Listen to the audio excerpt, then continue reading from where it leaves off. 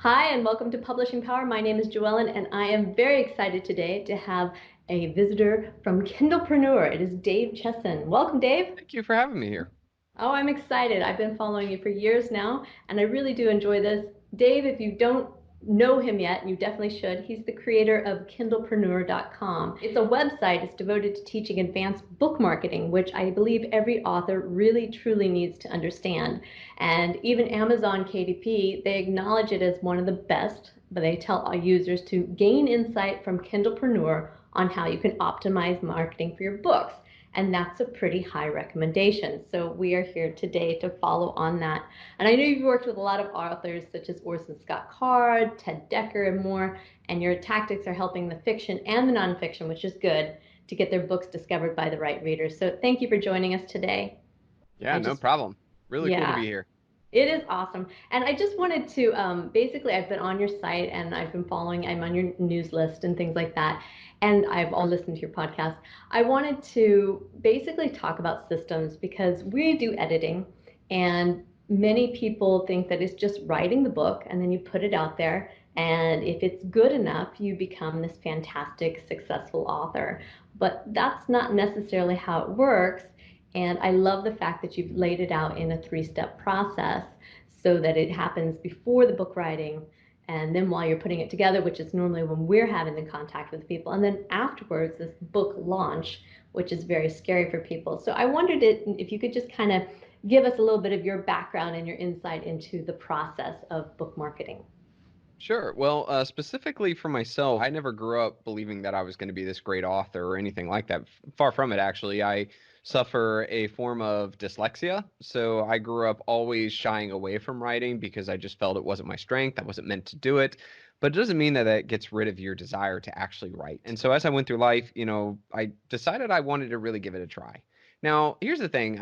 Even though I had this desire and dream, I my writing was not an ability that I could just sit down and write anything I wanted and people would just fall in love with it. I mean, we're talking like, you would have to be Ernest Hemingway or something to be able to do that. Instead, though, what I learned was when I went to like a party or a giant convention or anything like that, if I knew what it was people wanted to know in that room, I didn't have to be the greatest orator.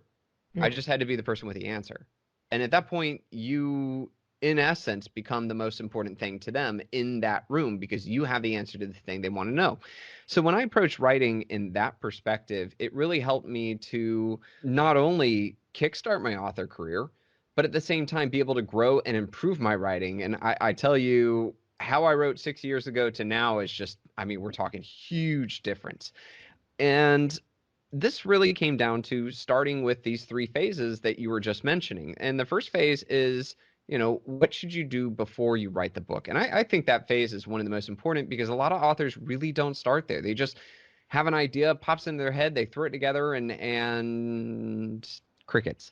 There were a lot of things. Now, this isn't a phase that's about forcing you to write something you don't want to, but this is really about getting you in the right mind frame and really starting your marketing. Because one thing that people forget is when you decide to write a book, you need to start marketing. And we'll get into that in a bit. The second phase is the actual process of putting together your book. This is in your publishing, formatting, developing your cover, all of the things that go into making a book. And then Mhm. the third is what do you do when you finally publish it? And to a lot of people, like I said, when they think about marketing, they think only phase three. But you'll see marketing really is a part of phase one, two, and three. And if you approach those three phases correctly, you will see a much better book, a stronger book, and you'll have a real plan on how you're going to execute it for sales. One last thing before we move into the second part, you had talked about that there are a lot of authors who will just sit down, write a book, and put it out there. And if it's good enough, it'll work. Sometimes that works, and I call those lottery winners. We have seen in history where some of the greatest books in the world almost never made it because that was kind of the strategy. I love to tell people about a certain woman who, she was a single mother and she would write her book. She would go to this coffee shop. Matter of fact, she even wrote the outline to this first book on a napkin while riding a train, right? And when she finally put it together, she got an agent. She went the publishing route and she got an agent. And the agent I believe there were 13 different publishing companies that rejected her book. She Right. even changed her name to shorten it, maybe thinking, well, because if I'm a woman and this is in fantasy, maybe that hurt. Like, she did all these crazy things to try to get it. Finally, on the 14th one, the agent called in a favor, right? The agent flat out told this person, look, you owe me. Just read the book and see what you think. So the publisher said fine, took the first chapter and handed it to his 13-year-old daughter. Perfect. See, maybe this would work. Well, sure enough, the 13-year-old daughter came back immediately and was like, great, where's chapter 2? And he goes, huh. Looks over at the title and he's like, Harry Potter. Mm. Maybe I should check this out a bit more. I mean, in this case, we have what I think is arguably one of the most successful books in the past decade or two, right? I mean, the Right. amount of money that that has generated. The stories are incredible. You know, they're extremely entertaining. The movies were phenomenal, but it continues to grow. And yet, there were 13 people who were supposed to be professionals at finding the right books, and they absolutely rejected it. Right. So this story goes to show that you could have the greatest book in the world, but if you don't have that method, you don't have that connection, you don't have that plan, that it can and more than likely will fail. And J.K. Rowling knows exactly what that feels like. Exactly, exactly. So it is about having that base. It's about having a system. I really love systems that simplify it and give you a journey, basically a map of where you're going. And I think when you're writing out with the books and you're starting from the very beginning, knowing where do you want to be in the end helps you to determine where are you, where you're going to be, and then the steps in between. Because without that, how in the world are you just going to magically appear there? You don't have a ticket, you don't have any gas in the car, you didn't put on your hiking boots. You got to have a plan. So I love this. I love the, starting before you write and what's your goal? Is it for your family? Is it for your friends? Is it to become J.K. Rowling? Tell us, so that helps. And I noticed that you had on your website an excellent resource. Everyone should go there for the research and planning and outlining the books and getting that writing, the tips for writing the great book, which of course, many of our authors are, they're searching for that. But when you start putting it together, that's when we start meeting them. You're talking about even the simplest of things like the title, and you don't just call it the title, you say the best-selling title. So as a marketer, and that's what I hear coming out, tell us a little bit more about how that's so important for the writers. Absolutely. To kind of jump into one particular thing I really love to push to authors is I believe that there's an extremely important symbiotic relationship between your cover, your title, and your subtitle. Yes. The reason for this is that the combination of the three, in today's digital world, okay, the combination of the three need to answer certain questions to the consumer immediately, okay? Mm-hmm.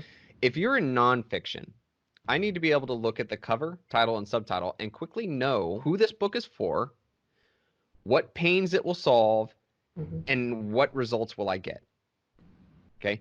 Those are three very important, and if I can't figure that out by looking at just your cover, title, and subtitle, I'm scrolling beyond it very quickly to look at the next one to see if it answers those three questions.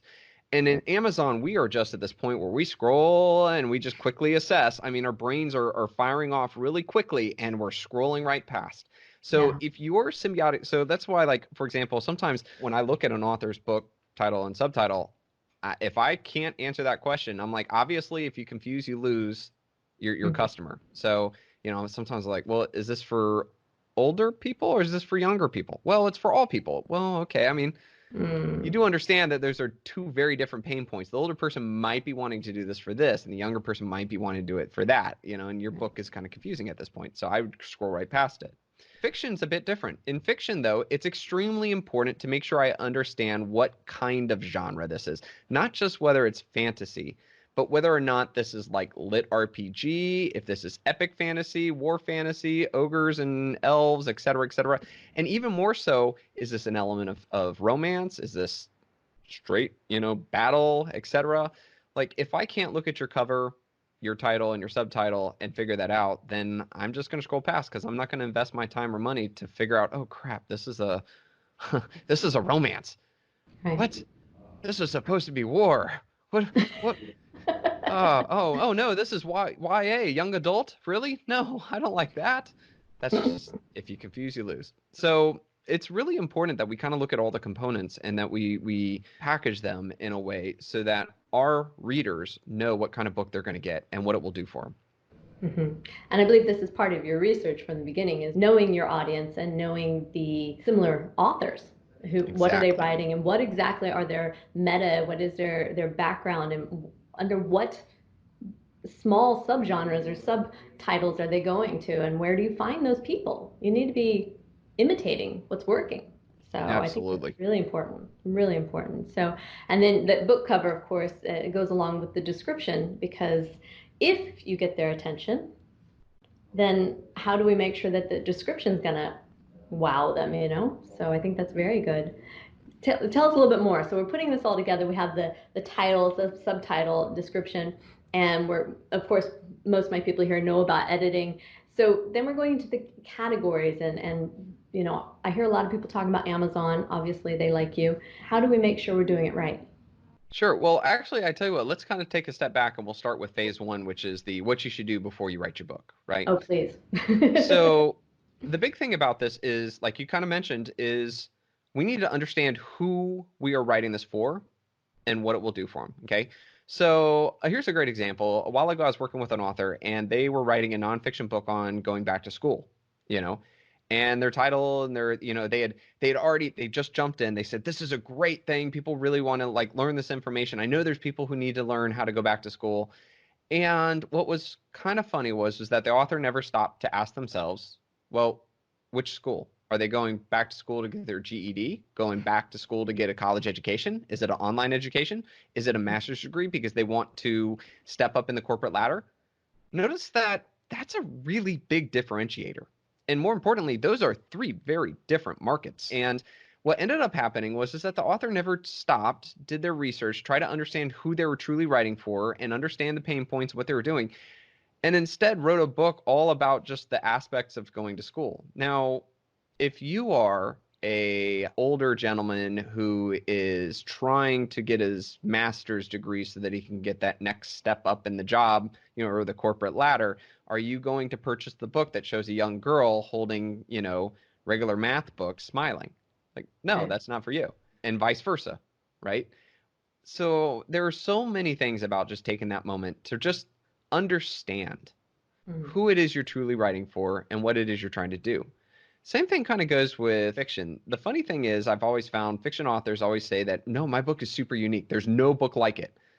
Sorry, but humans have been writing for thousands of years here. I assure you, your story has been written to an extent. And so, what I tell authors is really take your time and really go through and look at the other books that are out there. This will Right. help you in so many ways. First off, when you find books that are very close to what you're going to be writing, okay, go ahead and read the reviews. Study what the people say. You know, skip maybe the 1 stars. I say always go to the 3 stars. They're usually the most level headed. They have some reason why they didn't like it, but they're not, you know, negabots or trolls, as I call them. And they're going to talk about tropes they hate in fiction. They're going to talk about the things they hate. Like, Mm. oh my goodness, you did that corny thing again. Or, you know, in sci fi military, like, oh, why is the officers always stupid? Why do you have to make the officers drive the narrative, you know, and put them into problems? This is dumb. It's lazy writing. You're like, okay, Right. well, then I'm not going to do that, right? And just study those and see what it is that people truly like and don't like. That will really help. Another thing too is that when you start to understand what your, I don't want to use the word competitors because I never look at other books as competitors because Oh, readers read lots. They love right. lots of books. So you think of other authors as, you know, Your as comrades. comrades. Yeah. Love that word. That's a good one. Mhm. And so understand how they describe it. You know, book covers, like, let's face it, there's no such this is about 99% of the time true. But if your book cover is super unique, it's usually Mm. not a good thing.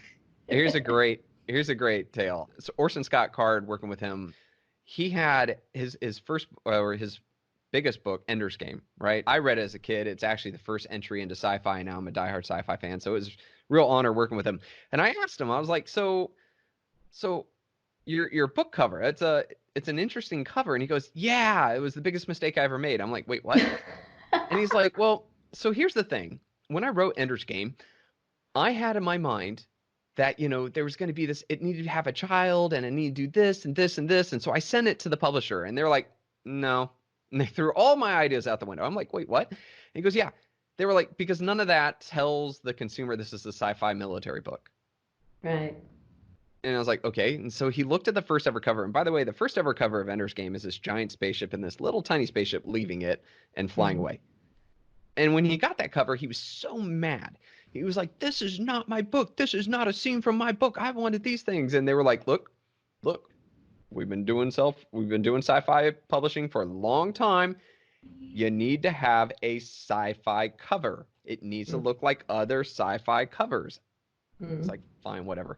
So anyways, come to find out, he realized very quickly that they were absolutely correct. And his first lesson was, it does not have to have a scene from your book. And instead, it just needs to look sci-fi. And I was like sitting there and I was chuckling. He's like, what are you laughing about? I was like, well, I found your book because I was in 4th grade. I got in trouble. The librarian sent me to the corner, like to the end of the library. She's like, I will report you unless you go find a book and you read it in 1 week and you tell me. So I was like, uh-oh. So I walked over there and I found this book that had this big spaceship on it and a little spaceship flying out. I was like, oh, sci-fi book. I'll read that.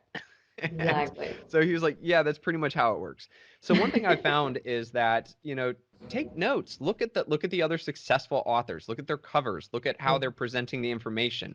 Ask yourself, would this make you want to read it or not? And take that information, and that's going to be really important as you move into phase 2. So to recap on phase 1, it's all about doing your research, understanding who your market is, what it is they want, what's working for other authors. And, this is, if you're really trying to be crazy unique, most of the time, like I said, 99% of the time, you want to be within what's happening. And I think that that's a really important thing. And a lot of authors have tried to create this cover, and it just doesn't look like a sci-fi cover. And so therefore the market's like, well, that's not what I was expecting for sci-fi, and they just scroll right past it. So take that information, you can apply it. The other thing too, especially with writing, like you were mentioning too, plan and outline your book. There are some people who do write from the seams of the pants, and some of them do a good job. But a lot of times, especially if this is your first book, making sure you have your schedule and where you're going to go with the story, I think is going to be really important. Exactly. So once you've done those things, it now comes time to putting together your book, and that's phase 2.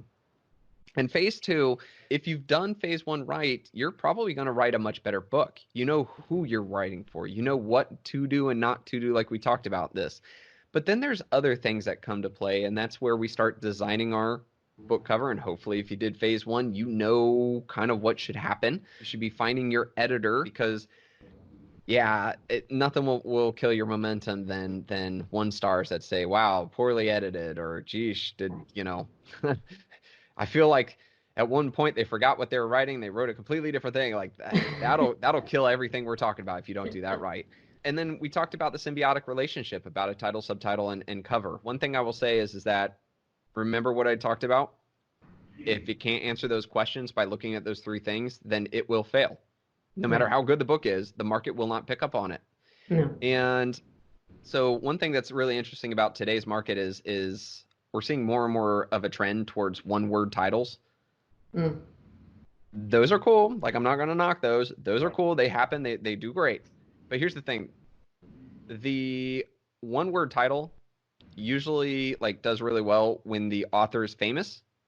Okay, without any follow-up on a, usually it's that blank book with a symbol in the middle and it's a 1-word title and, there's nothing else. Well, here's the thing. The author's famous for the thing they write. They can get away with that because when I see the word Stephen King, I know what kind of book I'm getting. He can, and his name and what he's done in the past combined with the title, and that I can piece it together and I know what I'm getting. But if you're a no-name author, this is your first ever book, and you just have a 1-word title and kind of a symbolic image on your cover, that might not be enough to answer those 3 questions. So understand you see that trend, but know the power of what we just discussed. So here we are, you're writing your book, and one of the things I want to put out to everybody in this phase 2 is while you're writing your book, you need to be marketing your book, okay? Right. You need to start We talked about other authors. They're not competitors, right? They're comrades. Start Mm. building relationships with them. Don't ask them to push your book. Just get to know them. Nothing makes another author mad than the first time you meet somebody. They're like, "Hi, my name is." Hey, why don't you email my book to your fans? That'd be great. No, no, no, no, no, no. This takes months, if not years, to develop great relationships. Okay, so Right. start building relationships with other authors in your niche or in your genre. Furthermore, go to forums, learn what's going on, read more of the reviews. Find out what people liked and didn't like. Get people on board helping you to read your book as you're writing it. Get a following. This will help in building a street team or people who will help you when it launches. Just kind of get more people involved as you go, because then when launch time comes, it makes it so much easier. And then, of course, there's also the parts of formatting your book, putting it together. We talked about title, subtitle, cover, writing a great book description. Quick little thing I'll tell you too is I think this is one of my favorite parts, and it's usually people's worst part. As you're writing your book, you're going to tell people, oh, yeah, I'm writing a book. The first thing they're going to ask is, oh, what's it about? Right. This is where you practice your book description. Watch their eyes as you try to describe your book.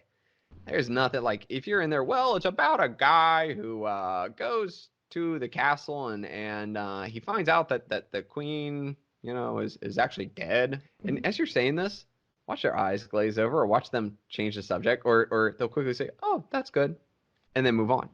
Mm. But this is where you can start creating power statements, and hooks, which are very important inside your book description. It's your elevator pitch. You got 30 seconds to hook them. Keep If that. revising it.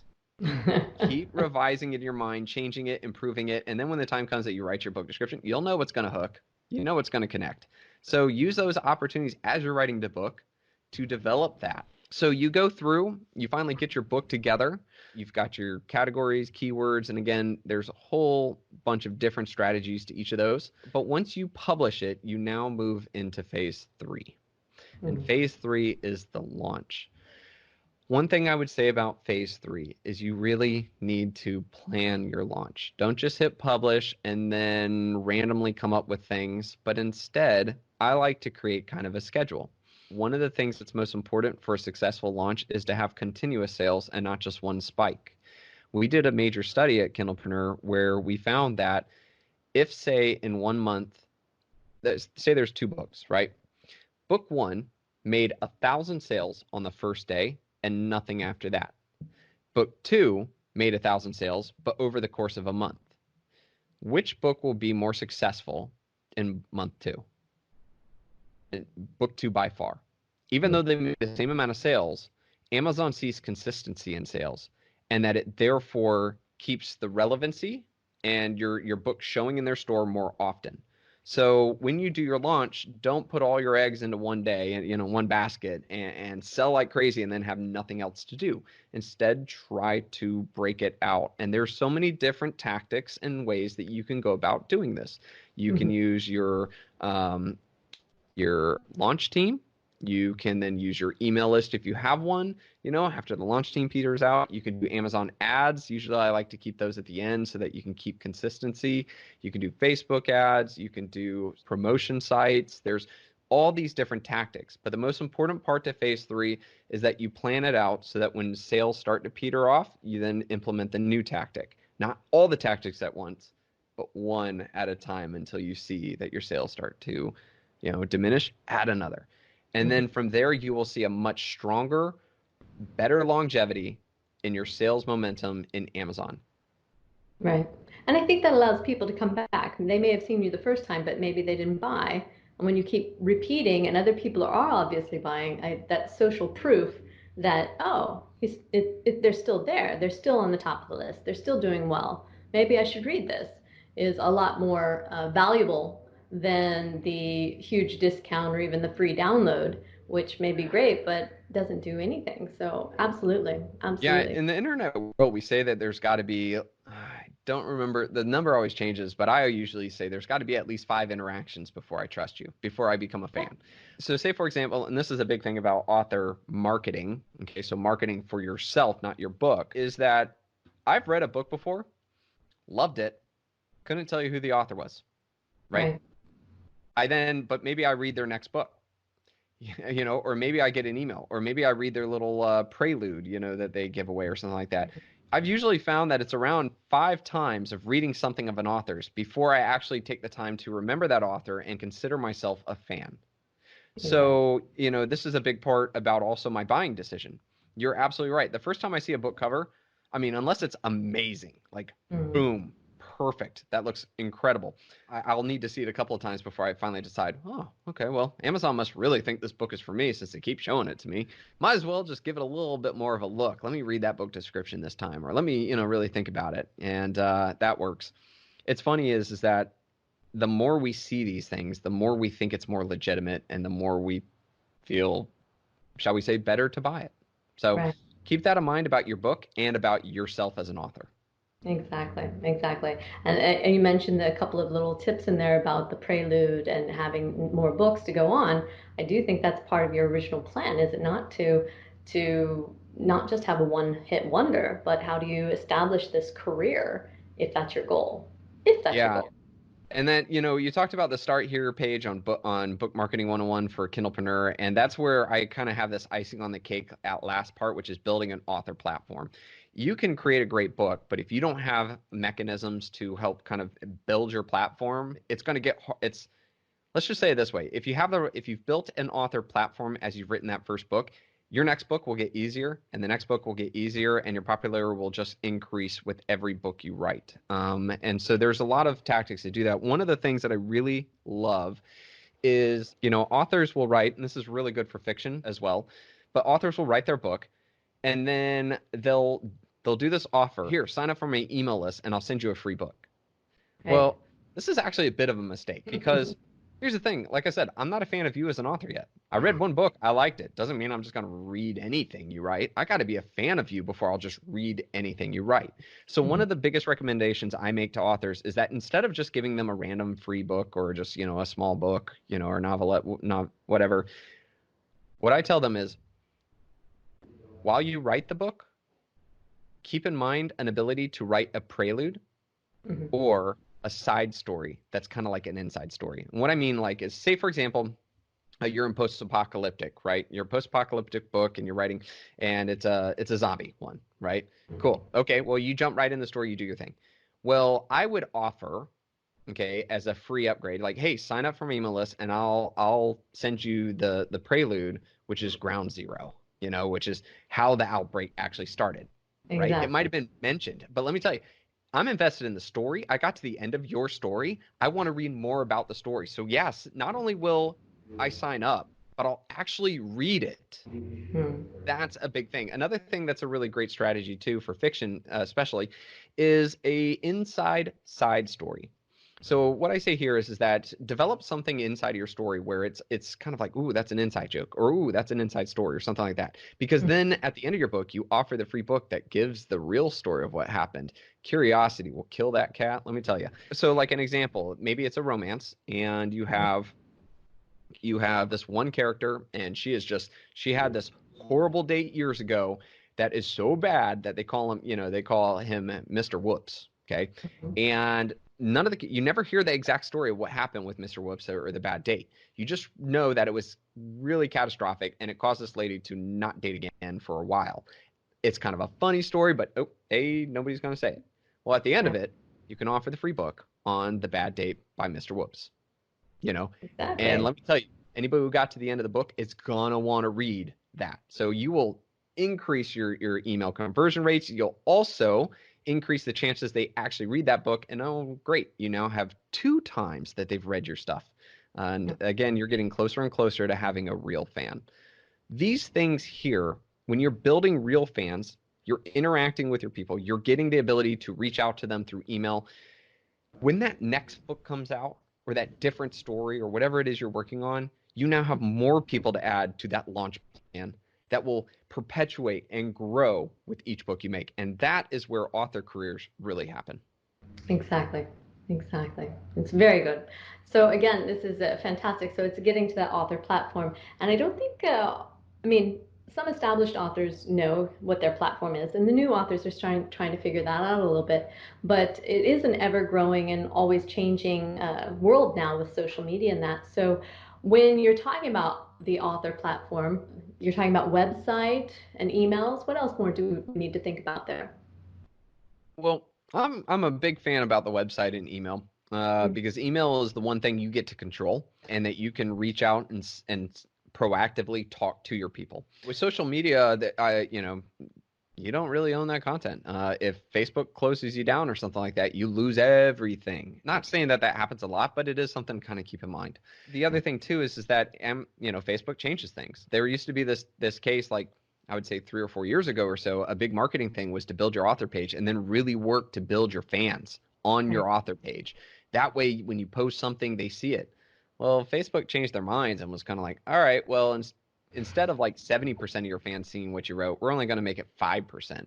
So now it's like, Exactly. okay, all that work down the drain. So I am a big proponent of email. I've seen it be very powerful. The other thing that I've really liked too is when I talk to publishing companies that I've worked with, and I've also worked with authors who are working with publishing companies, nothing says greater success than the number of emails you have. It's kind of funny is that for publishers, what I've seen is usually in a quarter they'll have something like 24 books that they're going to publish, Right. but they only have the resources to really market 2 out of those 24. And so Mm. it's usually on the authors to do all the marketing. However, though, what I've seen be a game changer for either A, helping them to decide that they want to publish you, or B, actually making you one of those 2 that actually gets their attention where, they kind of help instead of just leech off your money.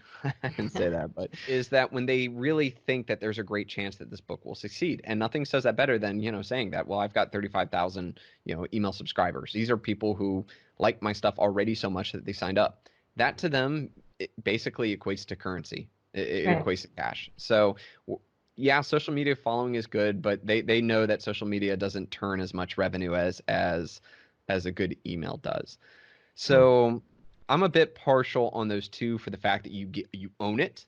They can't Mm-hmm. take it away from you. Mm-hmm. It allows you to directly talk to them, and in the publisher's mind, it's almost like cash. Right, exactly. I was at the book expo in New York this year, and again, the hot word was, and people were surprised by this, but they said, if you want to talk to this publisher, whatever, you need to have 10,000 on your list to get in the door. You want to sit down at the table, you want us to look at your book, you want us to read your description, whatever it may be. They really want it to be 10,000, and Yep. I'm sorry, but they're kind of creating themselves as service as a software, except as service as a publisher. You need to come in and you have to run the show, unfortunately, or fortunately. If you're good at it, it's to your advantage, but if you're learning, you really need to learn how to play the game and get those people following you. And I've seen you've got a lot of tips there for how to build those followers, so I do encourage everyone to come over and check that out. It's extremely important. Yeah, So, it's truly currency in their mind. If you think about it, they get like hundreds of book submissions. I mean, hey, J.K. Rowling's was one of them, and they just threw it in the trash, right? Are they spending the time to read all of them? No. So you have to give them a reason to believe that this is worth really looking into. And if you come in with existing fans, right, people who already liked what you wrote, then it means you're probably a good writer. So they don't have to worry about that.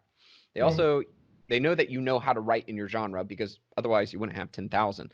So it really is a immediate marker that this should get some time to look. And again, like there's 100 books that get sent to them.